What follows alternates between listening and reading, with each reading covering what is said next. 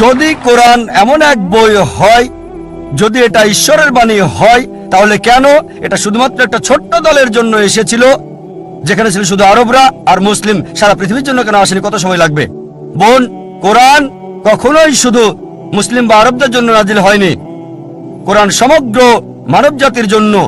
এটা বলা হয়েছে সূরা ইব্রাহিম অধ্যায় 14 আয়াত 1, সূরা ইব্রাহিম অধ্যায় 14 আয়াত 52, সূরা বাকারা অধ্যায় 2 আয়াত 185 এবং সূরা জুমার অধ্যায় 39 আয়াত 41-এ কোরআন সমগ্র মানব জাতির জন্য প্রেরিত।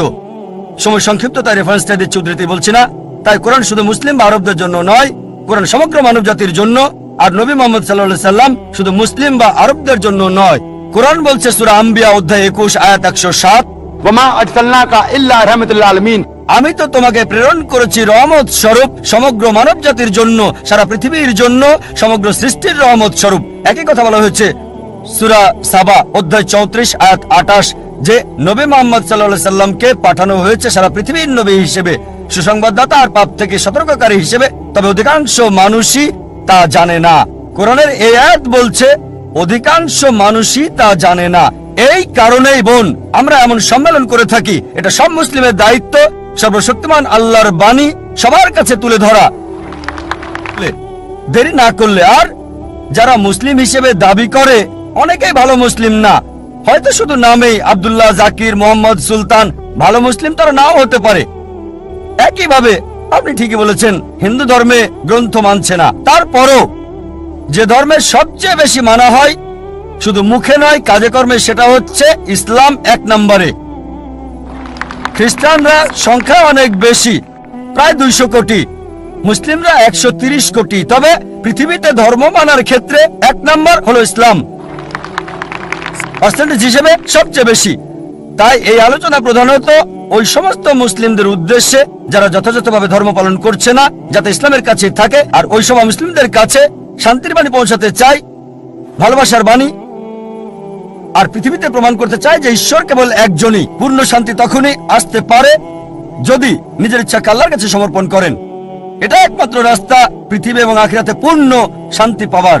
আর এই কারণে এই বোন এমন সম্মেলন করছি। আমাদের একটা স্যাটেলাইট চ্যানেল আছে, পিস টিভি। প্রতিদিন 60 মিলিয়নেরও বেশি মানুষ এটা দেখছে। তাই অন্তত বিচারের দিনে আল্লাহ সুবহানাহু ওয়া তাআলার কাছে বলতে পারবো, হে আল্লাহ, আমাদের সামর্থ্যের মধ্যে সর্বোচ্চ চেষ্টা করেছি। আমরা অন্তত প্রতিদিন 60 লক্ষ মানুষের কাছে তোমার দাওয়াত দিয়েছি। আর আজকে এই দাওয়াত আপনার কাছে পৌঁছে গেল বোন।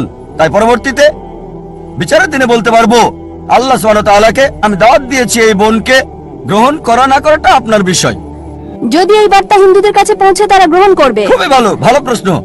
ধন্যবাদ স্যার। আর নিরপেক্ষ হওয়ার ব্যাপারে দুটো মত থাকতে পারে আপনার দিক থেকে, কারণ নিরপেক্ষ না বলে অন্তত প্রশ্ন করতে পারছেন।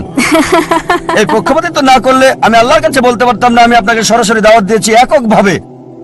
আপনি দেখছেন, তাই না তিনি তো বিশ্বাস করেন না।